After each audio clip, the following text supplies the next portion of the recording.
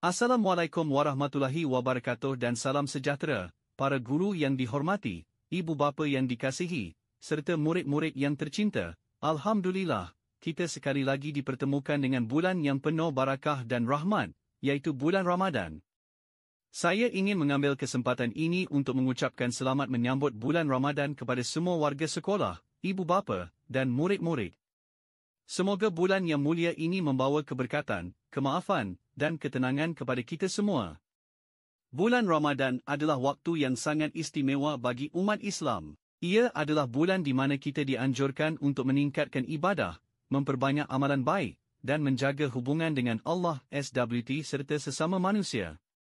Ia juga merupakan masa yang sesuai untuk kita merenung kembali tindakan dan amalan kita, serta berusaha untuk menjadi individu yang lebih baik. Para guru yang dihormati, dalam bulan yang mulia ini, marilah kita bersama-sama menjadi contoh yang baik kepada murid-murid kita. Tunjukkan akhlak yang mulia, kesabaran, dan ketekunan dalam menjalankan tugas dan tanggungjawab kita. Ingatlah bahawa murid-murid kita memandang tinggi kepada kita, dan mereka akan menjadikan kita sebagai teladan dalam kehidupan mereka. Marilah kita menggunakan peluang ini untuk memberikan bimbingan dan nasihat yang berguna kepada mereka. Ibu bapa yang dikasihi, peranan anda dalam mendidik anak-anak di rumah adalah amat penting, terutama dalam bulan Ramadan ini. Galakkan anak-anak untuk berpuasa, solat, dan melakukan amalan-amalan baik. Berikan sokongan dan dorongan kepada mereka untuk meningkatkan ibadah dan kebaikan. Bersama-sama kita membentuk anak-anak yang beriman, bertakwa, dan berakhlak mulia.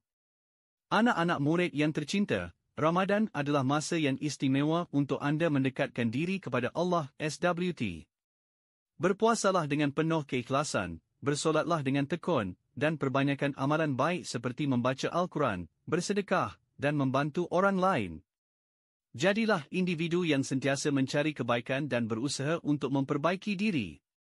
Ingatlah bahawa setiap amalan baik yang dilakukan dalam bulan ini akan mendapat ganjaran yang berlipat ganda. Para guru, ibu bapa, dan murid-murid yang dihormati, marilah kita semua menyambut bulan Ramadan ini dengan hati yang terbuka dan penuh keikhlasan.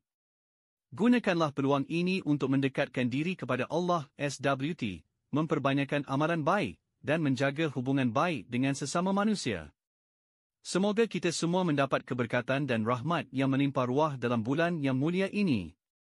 Akhir kata, saya mengucapkan selamat berpuasa dan semoga Ramadan kali ini membawa lebih banyak kebaikan dan kebahagiaan kepada kita semua.